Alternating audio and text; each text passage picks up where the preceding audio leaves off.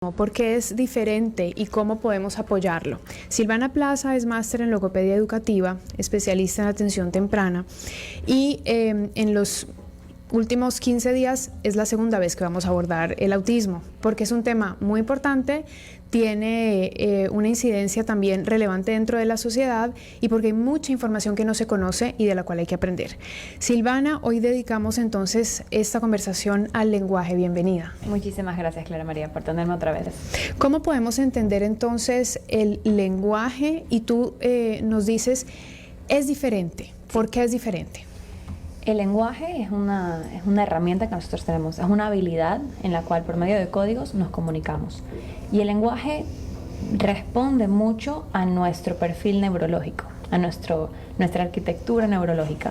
Entonces, una persona alista, es decir, una persona no autista, va a tener cierto tipo de lenguaje, va a procesar la información y procesar estos códigos de una forma.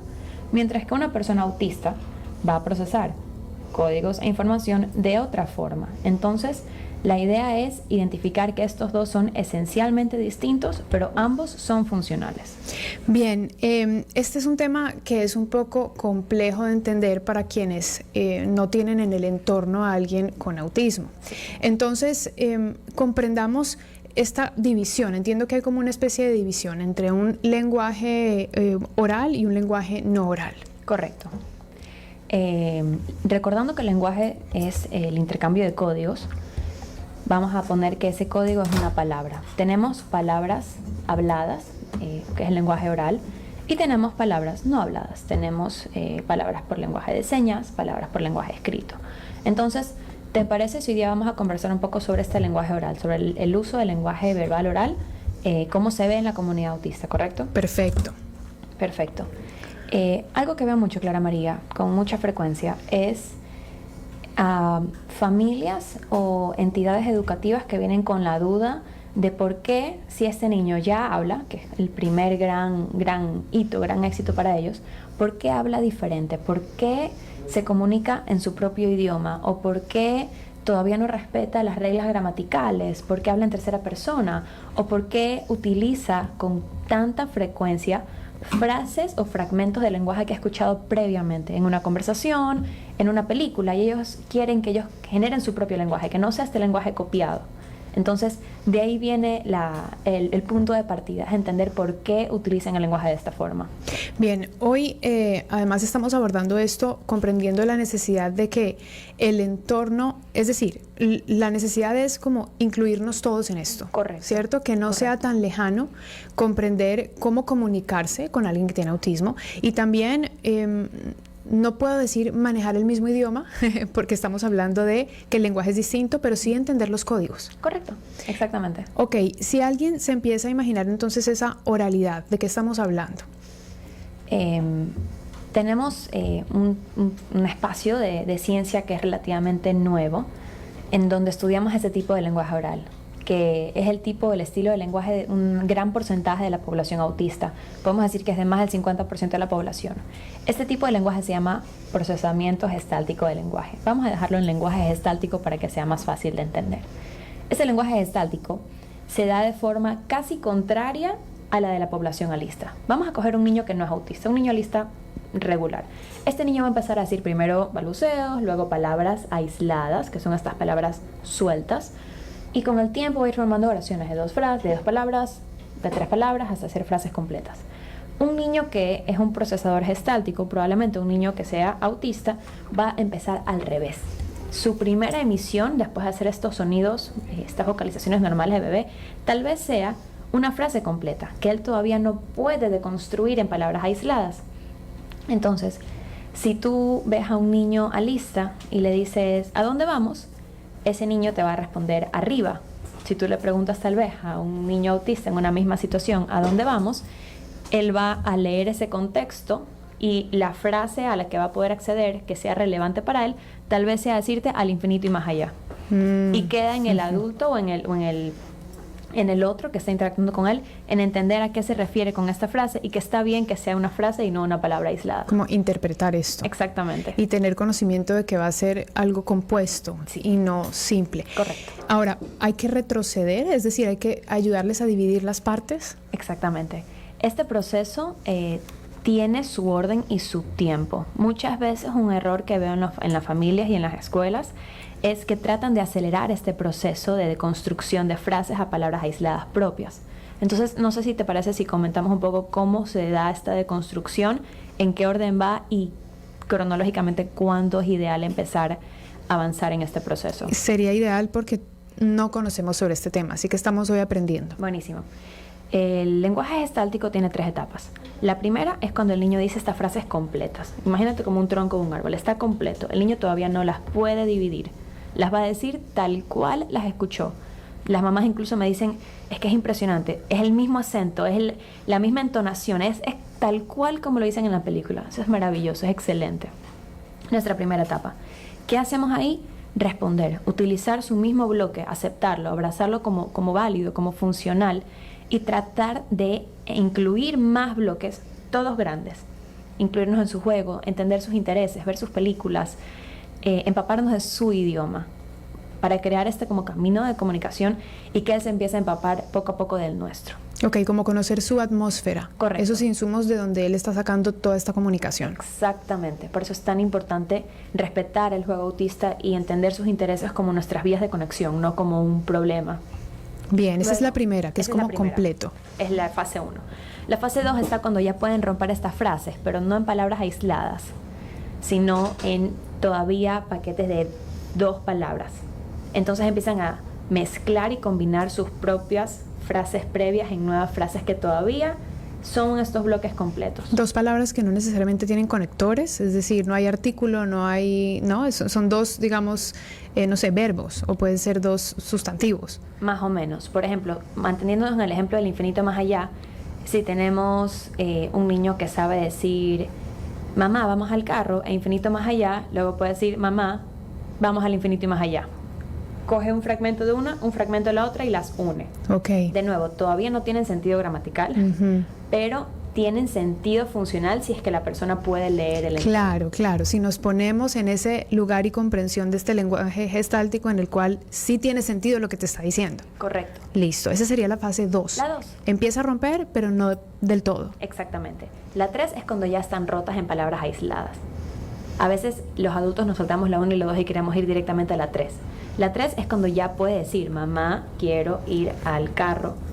Y ya los puede decir, mamá, quiero ver el infinito y más allá, o mamá, quiero ver vos.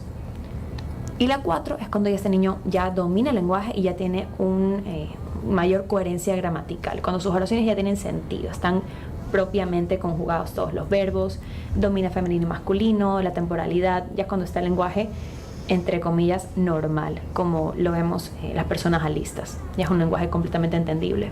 ¿Y más o menos qué tiempo toma este proceso? Dependiendo de la persona, podemos atravesar con mayor o menor velocidad, y también depende muchísimo de la calidad de apoyo que le den las escuelas. Para los niños, a quienes se les ha acompañado de forma respetuosa en este proceso, esto se puede dar dentro de una cronología similar a la de un niño alista. Si es que es un niño que no ha recibido el apoyo adecuado, puede tomarse más tiempo. Listo. Entonces, estamos hablando de las etapas de este lenguaje, del proceso o lenguaje gestáltico, como nos invitaste a conocerlo de una manera más sencilla. Y ahora vamos entonces a entender cómo nosotros podemos incluir este tipo de lenguaje socialmente hablando. Y también hemos hablado todo el tiempo de la oralidad, pero tú nos hablas de una no oralidad. Correcto, correcto. En respuesta a la primera pregunta, para mantenerlo muy sencillo, yo sugeriría respetar la forma en la que el niño comunica y conectar antes de corregir. He notado mucho en la sociedad un desbalance y una mayor incidencia en la corrección. Si un niño te dice un mensaje y lo dice con ciertos errores, el adulto es muy rápido a la hora de corregir y se olvidó en conectar y responder al contenido de lo que ese niño estaba diciendo por enfocarse demasiado en la forma. Entonces ese sería mi primer consejo. Quitémosle peso a la forma y démosle más peso al contenido y a la conexión. Eso para poder incluirlo en nuestro cotidiano. En nuestra vida diaria. Puede ser este consejo para familias, para escuelas, para cualquier persona. Si es que alguien te da un mensaje que tal vez la forma esté distinta a la tuya, procura enfocarte más en su contenido que en la corrección. Es más, si puedes evitar la corrección en ese momento, evítala, porque no es necesaria. Bien, ahora conozcamos entonces el otro lado, la no oralidad. Esta parte es muy interesante, Clara María. Es un universo en sí. Recuerdo que en la sesión anterior que estuvimos conversando hablábamos sobre la incidencia de los trastornos del lenguaje y el autismo. Recordemos que un aproximado 1 de cada 6 autistas tiene un trastorno del lenguaje que se llama apraxia, que afecta la comunicación entre nuestro cerebro y los músculos de nuestra boca que nos permiten hablar. Entonces hacen que el lenguaje sea mucho más laborioso, más complejo. Entonces, hay un porcentaje de personas en el espectro que, aparte de ser autistas, tienen o discapacidad intelectual o trastorno específico del lenguaje que pueda afectar este lenguaje. Entonces, hay muchos de ellos que no van a acceder al lenguaje oral. Y eso está bien. ¿Nunca? Hay personas que no lo van a hacer. Y como sociedad tenemos que aprender a aceptar que eso también está bien. Que ese tipo de discapacidad es una forma más de discapacidad. Y está bien, es natural, es normal. Así como tenemos personas que no pueden caminar y van a necesitar una silla de ruedas el resto de su vida, y eso está bien. Hay personas que no pueden hablar y tal vez necesiten apoyos el resto de su vida, y eso también está bien. Y por eso estamos hablando de esto, el lenguaje y el autismo, para poder entender sobre nuestra adaptación al sistema. Correcto, correcto. Entonces, ¿qué pasa con estas personas que son no hablantes, que no tienen acceso a este lenguaje oral natural? Tienen acceso a las palabras tal vez en su cabeza tienen estos códigos, pero su boca no las puede producir. Entonces, ¿qué pasa en esos casos? Diría que desde los 60 en adelante se empezó a utilizar distintos sistemas de comunicación alternativa de baja tecnología. Estuvieron muy de moda los PECs, que son estos intercambios de imágenes para comunicar. Empezaron a salir distintos tipos de apoyos visuales que permiten la comunicación, que en verdad estamos nosotros totalmente adecuados a ellos. Las señales de pare, de salida de emergencia, todos son sistemas de comunicación alternativa. Los emojis son comunicación alternativa. Estamos empapados en ellos, solamente que no los hemos visto en la foto grande. Entonces, las personas autistas que no pueden hablar necesitan esto, lo necesitan. Pero como tenemos esta idea que a mi parecer es un poco capacitista de que todos tienen que hablar, los hemos quitado un poco la oportunidad de acceder a esta otra forma de lenguaje, este lenguaje a potenciar ese lenguaje que es el de ellos. Correcto, a darles otras vías para que sigan su desarrollo. Entonces ahí es donde entra la comunicación alternativa y aumentativa. Son rutas alternas, tal vez no hablantes, y que aumentan su capacidad de comunicar. Entonces vienen un poco de métodos. Bueno, pero ahí me dijiste comunicación alternativa y aumentativa. Correcto. ¿Son diferenciadas? No, es la misma. Las siglas son SAAC. Sistemas de comunicación alternativa y aumentativa. Bien. Por ejemplo, y para graficar, igual ya voy a leer algunos mensajitos que nos mandan nuestros oyentes. Si hablamos de tecnológicos, es un iPad. Correcto. Puede ser. Sí. ¿Y no tecnológicos es tarjetas? Correcto. No tecnológicos podemos utilizar tarjetas con imágenes, un lápiz y un papel para escribir una frase. Y luego de alta tecnología tenemos iPads, celulares, computadoras, sistemas de tracking visual. Hay un pocotón de sistemas, un pocotón. ¿Por qué es importante que estemos reconociendo estas dos formas de lenguaje, el gestáltico y la comunicación alternativa, Silvana? Porque todos tenemos el derecho a la comunicación. Yo creo que si es que nosotros no visibilizamos estas otras rutas y centramos de forma de nuevo capacitista que la única forma de comunicarse es la forma oral, gramaticalmente correcta, con un procesamiento analítico, que es el opuesto a gestáltico, estamos obviando cómo funciona toda esta otra población y qué necesitan ellos. Sí, a ver, leamos. Por aquí una de nuestras oyentes dice: mi hijito cuando tenía unos 4 años me decía, mamá, come Giovanni, para decirme que jugara con él a hacer que me lo comía. Es Asperger leve, recién evaluado con 8 años. Claro, ya tiene un lenguaje fluido y hasta con conversaciones de temas profundos.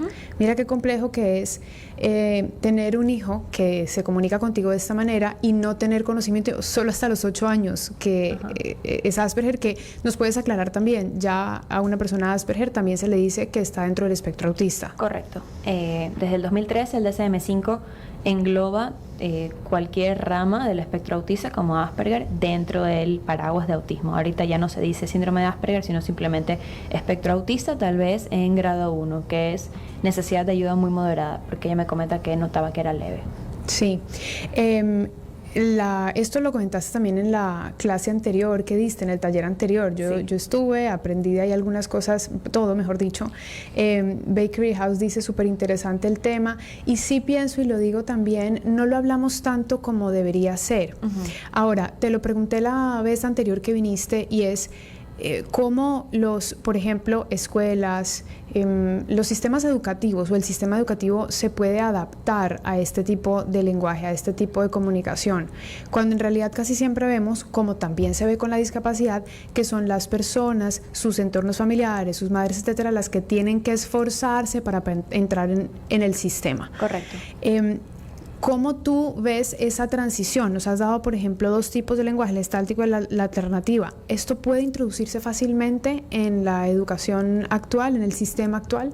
Yo creo que si hacemos los cambios necesarios en la visión y todos los ajustes curriculares, se podría introducir fácilmente. Pero hasta que no estemos dispuestos a cambiar eso, la introducción y la verdadera inclusión va a ser difícil. Entonces, si es que ponemos al mando en los equipos directivos y en las personas que piensan en la escuela en grande a alguien que esté capacitado en este tipo de lenguaje, vamos a cambiar completamente cómo funciona la inclusión en las escuelas en Guayaquil. Tiene que haber alguien que esté formado en cómo las personas con discapacidad, con distintas formas de comunicación, procesan el lenguaje, porque la educación se da a través del lenguaje. Si no tenemos vías de comunicación abiertas con estas personas, la inclusión no es posible. Silvana, ¿tú crees que hay temor, por ejemplo, en los padres que apenas están viendo ciertos signos y no entienden muy bien lo que les está pasando a su hijo? ¿Hay temor en querer como enfrentar esta situación y decir, voy a profundizar y voy a irme por el camino a pesar de que me tome más tiempo, genere un poco de estigma porque seguramente lo genera, o hay una mirada distinta por parte, no sé, me estoy inventando, de los familiares o de amigos? En todo tu proceso laboral, ¿has visto que hay esa dificultad? Sí, completamente. De hecho, me parece que tiene muchas capas, es como un mil hojas, tiene muchas capas de desafíos, miedos que los padres van una a una abordando. Primero está el miedo a saber si es que es, y luego cuando ya atraviesan ese miedo, ya saben con qué están trabajando, ya no le tienen miedo. Y luego le tienen miedo a cómo van a hacer con la escuela, hasta que encuentran una escuela y pierden ese miedo. Entonces, hay muchas capas de miedo, muchas, y lo ideal no es evitarlas, aunque fuera lo tentador, sino irlas una a una enfrentando. Claro, educándonos, informándonos, es la única Correcto. forma de avanzar. Y ya quiero preguntar también sobre los objetivos dentro de lo social hacia el conocimiento de la comunicación alternativa y el lenguaje gestáltico, pero ¿qué te parece si nos invitas de una vez a ese taller que vas a dar, la parte 2, que va a ser mañana? Yo estuve conectada en la parte 1 y sé que hubo mucha gente conectada, entonces sí, creo que por tan buena acogida decidiste sacar un segundo. Correcto, decidimos sacar una segunda edición, es el mismo contenido, hemos editado ciertas cosas, hemos añadido otras, pero en principio el contenido es el mismo. El día de mañana a las 9 de la noche vamos a dar nuestro taller virtual que se llama El Autismo Hoy, donde vamos a revisar las bases teóricas y prácticas sobre el autismo con una mirada actualizada y humana. ¿Cuál fue la respuesta que tuviste del anterior? Fue una acogida maravillosa. ¿Qué te dijeron? ¿Cómo alguien le ayudó? O sea, alguien debe haberte dicho, Silvana, esto arranco por aquí. Completamente. Hace poco justo subí un mensaje que recibí de una colega, una especialista en atención temprana, que me decía, te agradezco muchísimo, esto es el tipo de información que yo sabía que estaba ahí pero no lo encontraba. Otra me dijo, siento que abordaste al toro por los cuernos, porque en Guayaquil todavía hay mucha desinformación frente al autismo, hay muchísimo miedo, y esta desinformación y este miedo crea campo fértil para prácticas poco éticas. Vi educadoras, Muchas. Vi profesoras y sobre todo también profesionales de chiquitos, de bebés, de niños. Sí. Me dio gusto ver eso, ¿no? Como la humildad de poder aprender entre profesionales sobre temáticas tan específicas y sobre todo que es tu especialidad. La verdad es que estoy inmensamente agradecida con todas las profesionales que estuvieron ahí. Al final se creó un diálogo increíble, un debate, no sé si alcanzaste a ver al Sí, final. sí, vi algunas interpretaciones, Marisa Armijos, una de ellas, Sí. ella contaba como lo que ella sentía.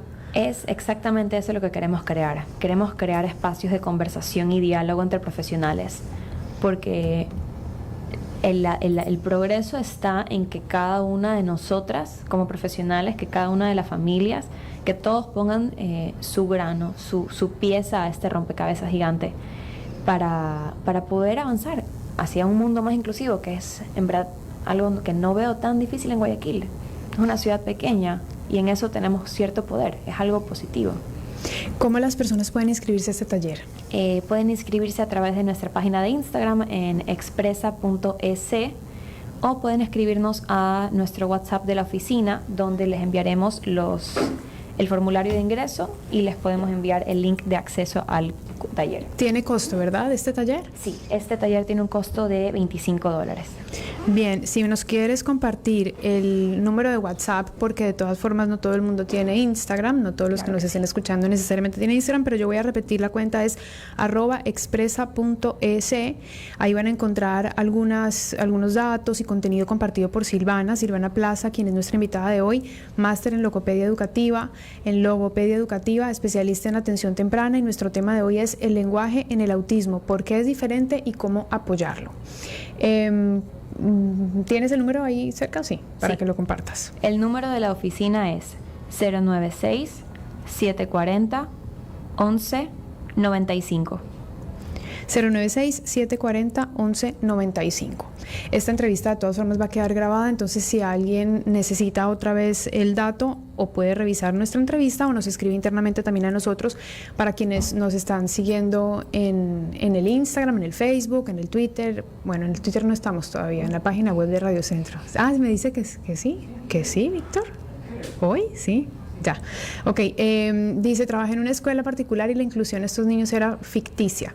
Hoy, como madre y docente, me encargo de estar al lado del docente que tengo, mi hijo, la psicopedagoga y el DC. Correcto. DSE. El DC es el Departamento de Consejería Estudiantil.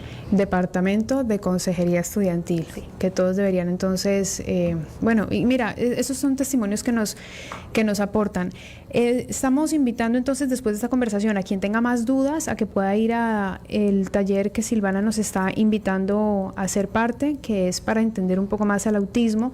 Ella nos dice las preguntas que siempre nos quisimos hacer y tal vez no tuvimos a quien hacérselas. Va a ser mañana, 14 de marzo, a las 9 de la noche, y para inscribirse en expresa.es. Ahora sí te pregunto, ¿cuáles son esos principales objetivos de poder incluir este lenguaje en la sociedad?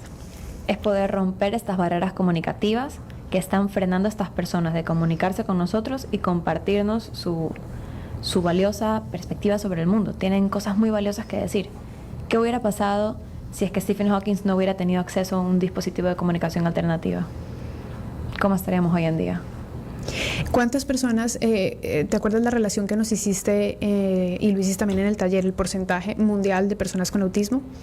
1 en cada 44 personas. 1 en cada 44 personas. Solo lo digo al final para que recordemos lo importante que es incluir y entender el tipo de lenguaje que nos dice Silvana. Es diferente y hay que incluirlo y hay que apoyarlo. Silvana, muchísimas gracias por acompañarnos en Nuestra Lupa. Valoramos mucho tus conocimientos. Gracias, Clara María, a ti por invitarme. ¿Quieres hacer una última invitación al taller? Claro que sí. El taller El Autismo Hoy, el día de mañana a las 9 p.m. Pueden buscar información en expresa.es o en nuestro número de contacto 096-740-1195. Muchísimas gracias.